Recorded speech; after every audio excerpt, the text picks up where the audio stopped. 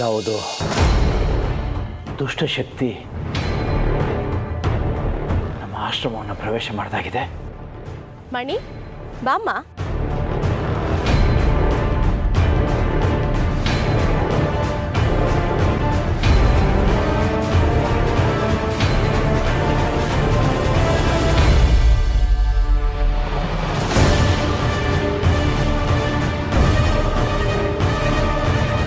ಒಳ್ಳೆಯದೇ.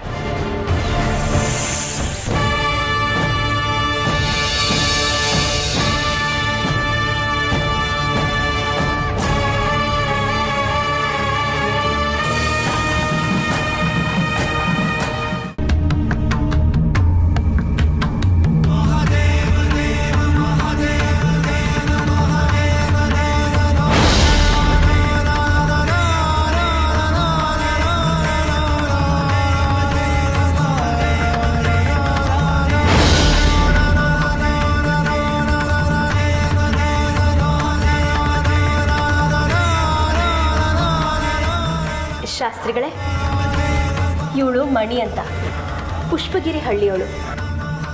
ತಂದೆ ತಾಯಿ ಯಾರೂ ಇಲ್ವಂತೆ. ತಾತ ಈಗಷ್ಟೇ ಹೋಗ್ಬಿಟ್ರಂತೆ. ಈ ಹುಡುಗಿನೇ ಅಲ್ವಾ ನೀವು ಹೇಳಿದ್ದು? ಹಾಂ,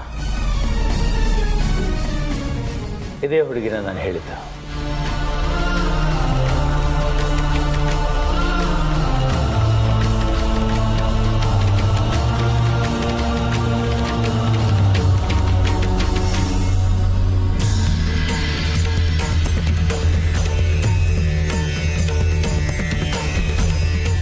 ನೀನು ಮಾಯಾ ಮಾನಿನಿ ಅಂತ ಗೊತ್ತಿದ್ರು ನಿನ್ನನ್ನೇ ಅರ್ಜುನ್ಗೆ ಮದುವೆ ಮಾಡಿಸ್ಬೇಕು ಅಂತ ಆ ಭಗವಂತ ನನ್ನ ಮುಖಾಂತರ ಹೇಳಿಸಿದ್ದಾನೆ.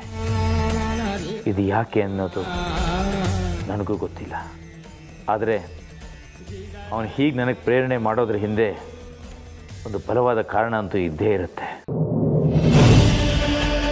ಶಾಸ್ತ್ರಿ, ಇಂಥ ಸವಾಲ್ಗಳನ್ನೇ ನಾನು ಸಂತೋಷವಾಗಿ ಸ್ವೀಕರಿಸೋದು. ಇಷ್ಟು ದಿನ ನೀನು ನಾನೇ ಆ ಪರಮಾತ್ಮನ ತುಂಡು, ನನ್ನಿಂದ ಯಾರಿಗೂ ಅನ್ಯಾಯ ಆಗೋದಿಲ್ಲ, ನ್ಯಾಯ ನೀತಿ ಧರ್ಮನೇ ನನ್ನ ಉಸಿರು ಅಂತ ಮೆರಿತಾ ಇದ್ದೆ. ಹಾಗೆ ಇವ್ರ ಕುಟುಂಬಕ್ಕೆ ರಕ್ಷಣೆಯಾಗಿ ನಿಂತಿದ್ದೆ.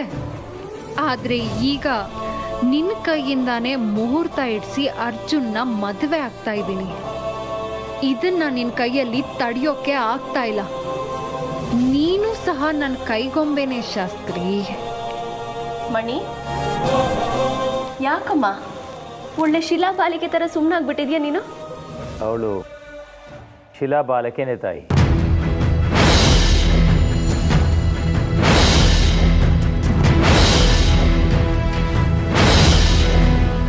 ಏನು ಹೇಳ್ತಾ ಇದ್ದೀರಾ ಶಾಸ್ತ್ರಿಗಳೇ?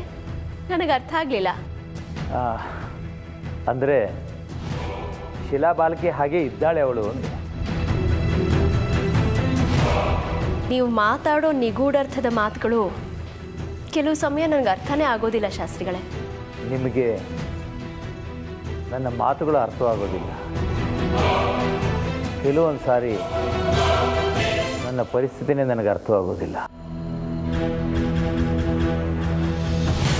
ಮಣಿ, ಶಾಸ್ತ್ರಿಗಳ ಕಾಲಿಗೆ ಬಿದ್ದು ಆಶೀರ್ವಾದ ತಗೊಮ್ಮ. ಶಾಸ್ತ್ರಿಗಳೇ, ನಮ್ಮ ಮದುವೆಗೆ ಯಾವ ಕಾಗೆ ಗೂಬೆಗಳು ಅಡ್ಡ ಬರದೇ ಇರಲಿ ಅಂತ ಆಶೀರ್ವಾದ ಮಾಡಿ.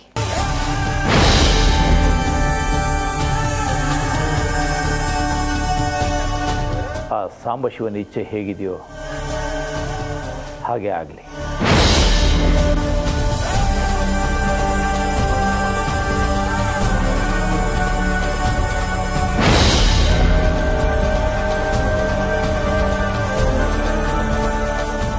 ಯಾರು ನನ್ನ ಪಾಲಿನ ರಕ್ಷಕರು ಅಂತ ಅನ್ಕೊಂಡಿದ್ನೋ ಅವರೇ ಇವತ್ತು ನನ್ನ ಪಾಲಿಗೆ ರಾಕ್ಷಸರಾಗ್ತಾ ಇದ್ದಾರೆ. ನನ್ನ ಬದುಕನ್ನ ಹಾಳು ಮಾಡ್ತಾ ಇದ್ದಾರೆ. ಇದನ್ನು ನಾನು ಸಹಿಸ್ಕೊಳ್ಳೋದಿಲ್ಲ. ಸಹಿಸ್ಕೊಂಡ್ರೆ ನನ್ನ ಅರ್ಜುನ್ ಅವರನ್ನ ನಾನು ಶಾಶ್ವತವಾಗಿ ಕಳ್ಕೋಬೇಕಾಗತ್ತೆ. ಹೋಗಿ ನೀವು ಮಾಡ್ತಾ ಇರೋದು ಸರಿ ಇಲ್ಲ. ನನಗೆ ಅನ್ಯಾಯ ಮಾಡಬೇಡಿ ಅಂತ ಶಾಸ್ತ್ರಿಗಳ ಹತ್ರ ಕೇಳ್ತೀನಿ.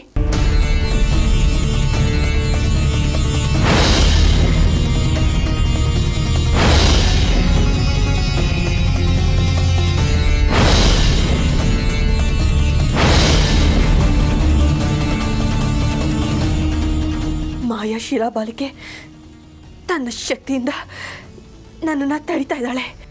ನನ್ನ ಅರ್ಜುನವರು ನನಗೆ ಮಾತ್ರ ಸ್ವಂತ. ಅವರನ್ನು ಕಳ್ಕೊಳ್ಳೋದಿಲ್ಲ.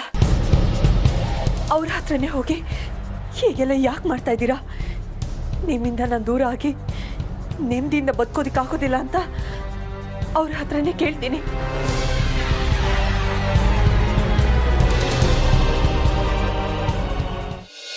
ಅಮೃತ ಅವರು ಮನೆಗೆ ಬಂದಿದ್ರಾ? ಮನೆಗೆ ಬಂದು ನನ್ನ ನೋಡದೆ ಮಾತಾಡಿಸ್ದೆ ಹೋದ್ರಾ? ಸಾಧ್ಯನೇ ಇಲ್ಲ. ಒಂದು ವೇಳೆ ಅಮೃತ ಅವ್ರ ಮನೆಗೆ ಬಂದಿದ್ರೆ ನನ್ನ ನೋಡಿ ಮಾತಾಡಿಸಿ ಹೋಗ್ತಾ ಇದ್ರು, ಅಥವಾ ನಾನು ಪ್ರತಿ ಕ್ಷಣ ಅಮೃತ ಅವ್ರ ನೆನಪಲ್ಲಿ ಇರೋದ್ರಿಂದ ನನಗೆ ಹೀಗೆ ಅನ್ನಿಸ್ತಾ ಇದೆಯಾ? ಒಂದು ಗೊತ್ತಾಗ್ತಾ ಇಲ್ವಲ್ಲ.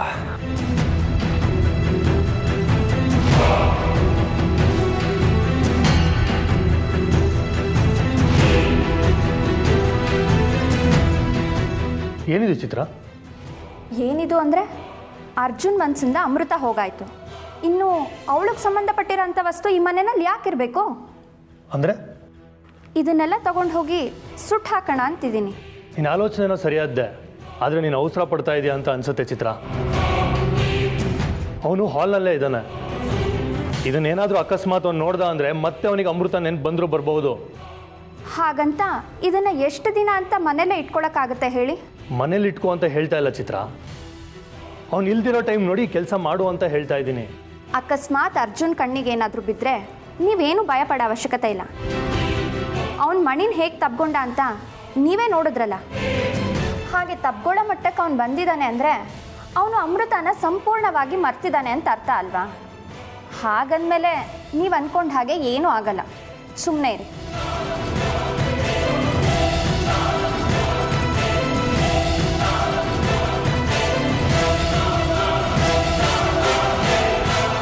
ಅದಕ್ಕೆ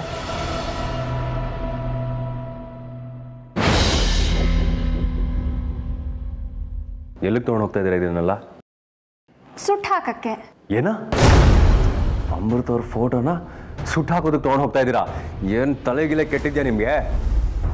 ಅಲ್ಲ ಕಣೋ ಅರ್ಜುನ್, ಕ್ಷಣ ಪಿತ್ತ ಕ್ಷಣ ಚಿತ್ತ ಅನ್ನೋ ಥರ ಯಾಕೆ ಆಡ್ತಿದ್ಯಾ? ನೀನೀಗ ಮಣಿನ ಮದುವೆ ಆಗ್ತಿದ್ಯಾ ತಾನೆ? ಹಾಗಂದಮೇಲೆ ಅಮೃತಕ್ಕೆ ಸಂಬಂಧಪಟ್ಟಿರೋಂಥ ವಸ್ತುಗಳು ಯಾಕಿರಬೇಕು? ಏನ? ನಾನು ಮಣಿ ಅವ್ರನ್ನ ಮದುವೆ ಆಗೋದಕ್ಕೆ ಒಪ್ಕೊಂಡಿದ್ದೀನ? ಇಂಪಾಸಿಬಲ್. ಯಾರು ಹೇಳಿದ್ ನಿಮ್ಗೆ ಇದನ್ನೆಲ್ಲ? ಯಾರು ಯಾಕೆ ಹೇಳಬೇಕು? ನೀನೇ ನಿನ್ನ ಬಾಯಾರೆ ಎಲ್ಲರೂ ಮುಂದೆ ಹೇಳಿದ್ಯಲ್ಲ. ನಾನು ಹೇಳದ್ನ?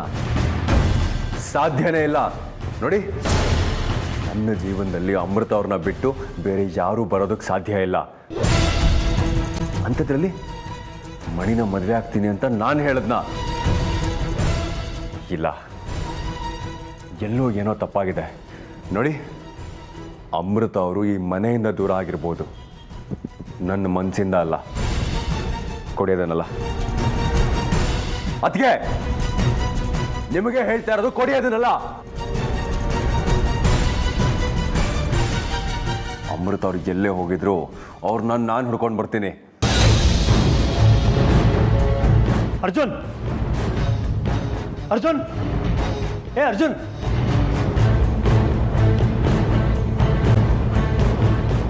ಇವನು ಯಾಕೆ ಹೀಗೆ ಆಡ್ತಾ ಇದ್ದಾನೆ?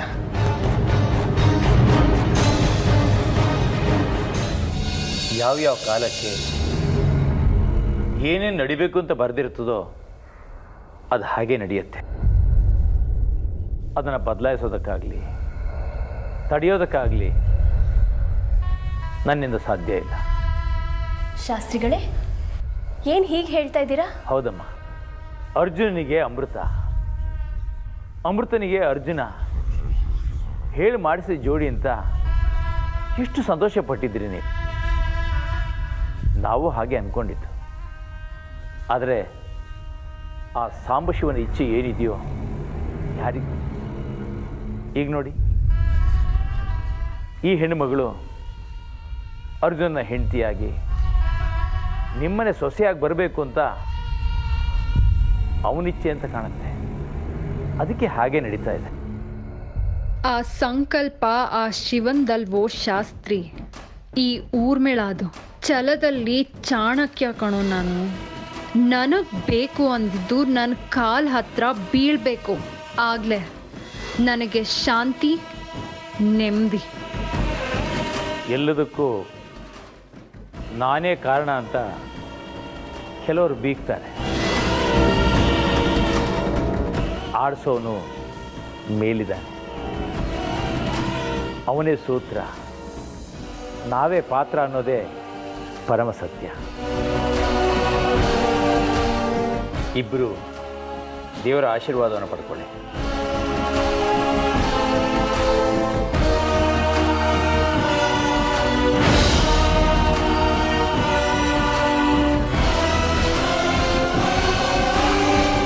ಮಣಿ,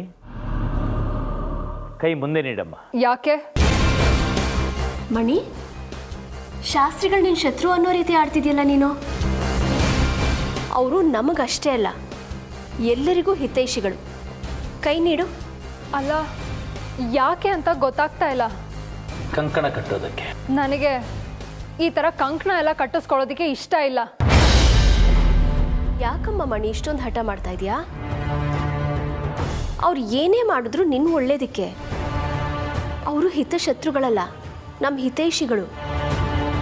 ನೋಡಮ್ಮ, ನಾನು ನಿನ್ನ ತಂದೆ ಸ್ಥಾನದಲ್ಲಿದ್ದೀನಿ. ಇದು ನನ್ನ ಆಶೀರ್ವಾದ ಅಂತ ತಿಳ್ಕೊ. ಕೈ ನೀಡು.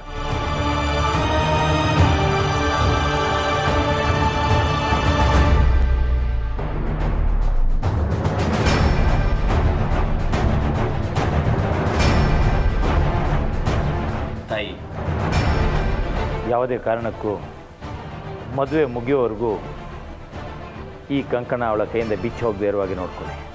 ಆಯ್ತು ಶಾಸ್ತ್ರಿ.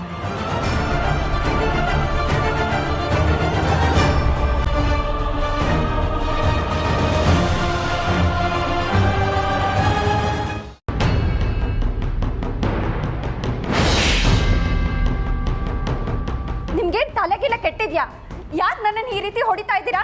ಹಾ, ನೀನು ಮಾಡಿರೋ ಘನ ಕಾರ್ಯಕ್ಕೆ ಅಲ್ವೇ ನಾನು ಹೇಳ್ದೆ ತಾನೆ, ಅವ್ನು ಮುಂದೆ ಅವಳಿಗೆ ಸಂಬಂಧಪಟ್ಟಿರೋ ಯಾವುದೇ ವಸ್ತುಗಳನ್ನ ತೊಗೊಂಡು ಹೋಗಬೇಡ ಅಂತ. ನನ್ನ ಮಾತು ಕೇಳಿದರೆ ಹೀಗಾಗ್ತಿತ್ತ? ಬೇರೆ ಮದುವೆ ಆಗೋದಕ್ಕೆ ಒಪ್ದವನು ಈಗ ಮತ್ತೆ ಮನ್ಸು ಬದಲಾಯಿಸಿ ಅಮೃತ ನೆನಪಿಗೆ ಹೋದ. ನಾನು ಹೇಗೆ ಒಪ್ಪಿಸ್ಲಿ ಅವನ್ನ? ಯಾಕೆ ನನ್ನ ಮಾತು ಕೇಳಬಾರ್ದು ಅನ್ನೋ ಅಹಂಕಾರನ, ಅಥವಾ ಎಲ್ಲ ಗೊತ್ತು ಅನ್ನೋ ಕೊಬ್ಬ? ಎರಡೂ ಅಲ್ಲ. ಅರ್ಜುನ್ಗೆ ಒಳ್ಳೇದಾಗ್ಲಿ ಅನ್ನೋದು ನನ್ನ ಉದ್ದೇಶ. ಹಳೇದನ್ನೆಲ್ಲ ಮರೆತು ಅವನು ಹೊಸ ಜೀವನ ಕಾಲಿಡ್ತಾ ಇದ್ದಾನೆ. ಅವನಿಗೆ ಹಳೇದು ಯಾವುದು ನೆನಪಾಗಬಾರ್ದು. ಹಾಗೆ ಅವನಿಗೆ ಸಂಬಂಧಪಟ್ಟಂಥ ಹಳೆ ವಸ್ತುಗಳು ಯಾವುದೂ ಅವ್ನ ಕಣ್ಮುಂದೆ ಇರಬಾರ್ದು ಅಂತ ತಾನೆ ನಾನು ಅದನ್ನೆಲ್ಲ ಸುಟ್ಟು ಹಾಕಕ್ಕೆ ನೋಡಿದ್ದೆ. ತಮ್ಮ ಹೀಗೆ ತಿಕ್ಕಲಾಗಿ ಆಡ್ತಾನೆ ಅಂತ ನನಗೇನ್ರಿ ಗೊತ್ತಿತ್ತು? ಈ ಕ್ಷಣ ಇದ್ದಾಗೆ ಇನ್ನೊಂದು ಕ್ಷಣ ಇರಲ್ಲ ನಿಮ್ಮ ತಮ್ಮ. ಈಗ ಅವನಿಗೆ ಅರ್ಜೆಂಟಾಗಿ ಬೇಕಾಗಿರೋದು ಮದುವೆ ಅಲ್ಲ, ಟ್ರೀಟ್ಮೆಂಟು. ಏನು ನಿನ್ನ ಮಾತಿನ ಅರ್ಥ? ಯಾವುದಾದ್ರೂ ಸೈಕ್ಯಾಟ್ರಿಸ್ಟ್ ಹತ್ರ ಕರ್ಕೊಂಡು ಹೋಗಿ. ಸೈಕ್ಯಾಟ್ರಿಸ್ಟ್ ಹತ್ರ ಕರ್ಕೊಂಡು ಹೋಗಕ್ಕೆ ಅವನಿಗೇನು ತಲೆ ಕೆಟ್ಟಿದ್ಯಾ? ತಲೆ ಸರಿ ಇರೋರು ಯಾರಾದರೂ ಈ ರೀತಿ ವರ್ತಿಸ್ತಾರಾ? ಅವನ ಮೇಲಿನ ಕೋಪನ ನೀವು ನನ್ನ ಮೇಲೆ ತೋರಿಸ್ಬಿಟ್ರಿ. ಹಾದಿ ಬೀದಿ ಕೋಪನ, ಆಫೀಸ್ ಕೋಪನ ತೋರ್ಸಕ್ಕೆ ಬಿಟ್ಟಿಯಾಗಿ ಸಿಕ್ಕಿರೋದು ನಾನೇ ತಾನೆ. ನೀವುಂಟು, ನಿಮ್ಮ ತಮ್ಮ ಉಂಟು. ಏನಾದರೂ ಮಾಡ್ಕೊಳ್ಳಿ, ನಿಮ್ಮ ತಂಟೆಗೆ ನಾನು ಬರಲ್ಲ.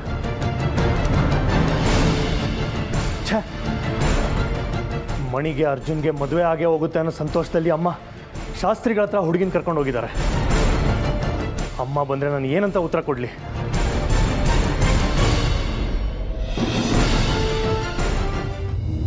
ನಮ್ಮ ಮಣಿನ ನಿಮ್ಮ ಹತ್ರ ಕರ್ಕೊಂಬಂದು ನಿಮಗೆ ಪರಿಚಯ ಮಾಡಿಸಿ ನಿಮ್ಮಿಂದ ಆಶೀರ್ವಾದ ಕೊಡಿಸ್ಬೇಕು ಅಂತ ಕರ್ಕೊಂಬಂದೆ. ಬಂದ ಕೆಲಸ ಆಯಿತು. ನಮ್ಮ ಅರ್ಜುನು ಮತ್ತು ಮಣಿ ಇಬ್ಬರು ಮದುವೆ ಆಗಿ ಸಂತೋಷವಾಗಿ ನಗ್ನಗ್ತಾ ಇದ್ರೆ ನನಗಷ್ಟೇ ಸಾಕು. ಅಮ್ಮ, ಯಾರು ಎಷ್ಟೇ ತಂತ್ರ ಕುತಂತ್ರ ಮಾಡಿದ್ರು, ಯಾರು ಏನೇ ಅಡ್ಡಿ ಆತಂಕ ತಂದ್ರು ಯಾರು ಸಫಲ ಆಗೋದಿಲ್ಲ ಅಮ್ಮ. ನೀವು ಬಯಸ್ದಾಗೆ ನನ್ನ ಅರ್ಜುನ್ ಮದುವೆ ಹೂ ಎತ್ತದಾಗ ಆಗತ್ತೆ. ಏನಿಷ್ಟು ನಿಖರವಾಗಿ ಹೇಳ್ತಾ ಇದೆಯಾ ಮಣಿ? ಯಾವ ಧೈರ್ಯದ ಮೇಲೆ? ನೀವು ನಮ್ಮ ಪರವಾಗಿದ್ದೀರಲ್ಲ ಶಾಸ್ತ್ರಿಗಳೇ, ಆ ಧೈರ್ಯದ ಮೇಲೆ. ಶಾಸ್ತ್ರಿಗಳು ದೈವಾಂಶ ಸಂಭೂತರು, ತ್ರಿಮೂರ್ತಿಗಳಿಗೆ ಸಮ ಅಂತ ಅಮ್ಮನೇ ಹೇಳಿದ್ದಾರೆ. ಹೀಗಿರುವಾಗ ನಮ್ಮ ಮದುವೆಗೆ ಯಾವ ಅಡ್ಡಿ ಆತಂಕ ಬರೋದಕ್ಕೆ ಸಾಧ್ಯ ಹೇಳಿ? ಸರಿಯಾಗಿ ಹೇಳಿದೆ ಮಣಿ.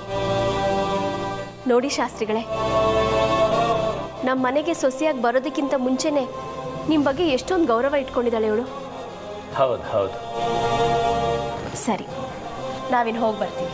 ಒಳ್ಳೆಯದಾಗಿ. ಅಮ್ಮ, ಒಂದು ನಿಮಿಷ, ನಾನು ಇವಳ ಹತ್ರ ಸ್ವಲ್ಪ ಮಾತಾಡಬೇಕು. ನೀವು ಕಾರಲ್ಲಿರಿ, ಅವಳು ಬರ್ತಾಳೆ. ಹಾಗೆ ಆಗಲಿ, ಮಾತಾಡ್ಕೊಂಡು ಬಾಮ್ಮ.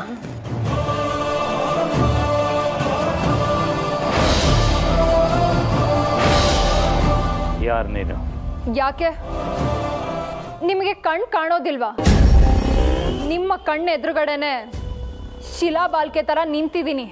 ಹುಟ್ಟು ಗುಣ ಸುಟ್ಟರು ಹೋಗೋದಿಲ್ಲ ಅನ್ನೋದಕ್ಕೆ ನೀನೇ ಸಾಕ್ಷಿ. ಏನು? ನಾನು ಶಿಲಾಬಾಲಿಕೆ ಅಂತ ನಿನ್ನ ಬಾಯಿಂದನೇ ಬಂತಲ್ಲ. ಓ, ನಾನು ಶಿಲಾಬಾಲಿಕೆ ಅಂತ ನಿಮಗೆ ಗೊತ್ತಾಗೋಯ್ತಾ?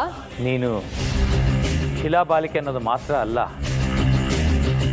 ಆ ಪಾಳ ದೇವಸ್ಥಾನದ ಹತ್ರ ಶತಶತಮಾನಗಳಿಂದ ಅರ್ಜುನಿಗೋಸ್ಕರ ಕಾಯ್ತಾ ಇದ್ದೆ ಅನ್ನೋದು ಗೊತ್ತು.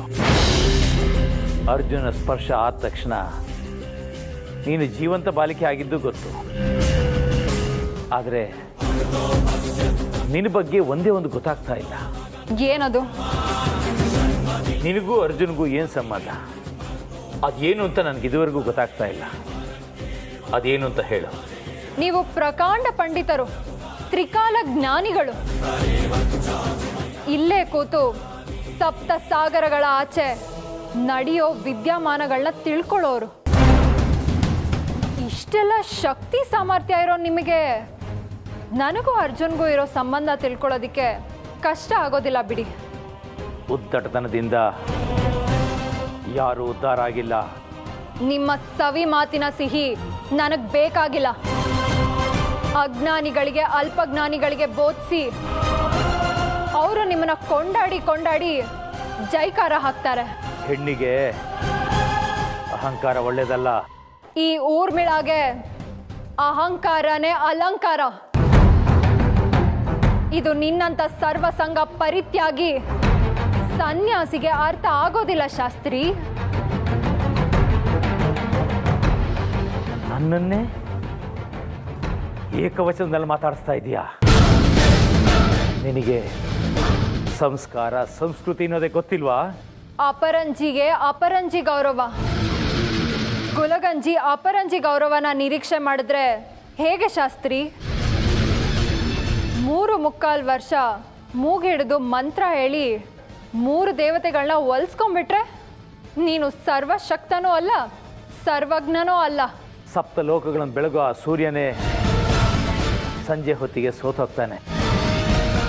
ಅಂಥದ್ರಲ್ಲಿ ನಿನ್ನ ಆರ್ಭಟ ಅಹಂಕಾರ ಇದಕ್ಕೆ ಮುಪ್ಪಿಲು ಊರ್ಮಿಳ. ಅರ್ತು ನಡೆದರೆ 100 ವರ್ಷ, ಮರ್ತು ನಡೆದರೆ 3 ನಿಮಿಷ. ಇದನ್ನು ಅರ್ಥ ಮಾಡ್ಕೋ. ಯಾವ ನಿನ್ನ ಶಕ್ತಿಯಿಂದ ನೀನು ಆರ್ಭಟಿಸ್ತಾ ಇದೆಯೋ ಆ ಶಕ್ತಿ ಇಷ್ಟರಲ್ಲೇ ಮಣ್ಣು ಪಾಲಾಗುತ್ತೆ. ನಿನ್ನಿ ಧಮ್ಕಿಗೆ ಹೆದ್ರೋಳಲ್ಲ ಈ ಊರ್ಮಿಳ. ಮೆಟ್ಟಿ ನಿಂತವ್ರೆ, ತಟ್ಟಿ ನಿಂತವ್ರೆ ಈ ಪ್ರಪಂಚದಲ್ಲಿ ಇತಿಹಾಸನ ಬರ್ದಿರೋರು. ನಾನು ಇತಿಹಾಸನ ಸೃಷ್ಟಿ ಮಾಡೋದಿಕ್ಕೆ ಜನ್ಮ ತಾಳಿರೋದು. ನೀನಲ್ಲ, ಆ ನಾಗಿಣೇನೂ ಅಲ್ಲ. ತ್ರಿಮೂರ್ತಿಗಳೇ ಅಡ್ಡ ಬಂದು ನಿಂತರು ನನ್ನ ಅರ್ಜುನ್ ಮದುವೆನ ತಪ್ಪಿಸೋದಿಕ್ಕೆ ಸಾಧ್ಯ ಇಲ್ಲ. ಬರ್ತೀನಿ.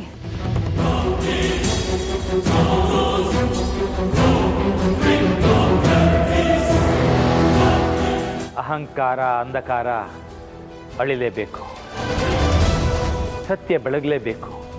ಅದೇ ಪ್ರಪಂಚದ ಮೂಲ.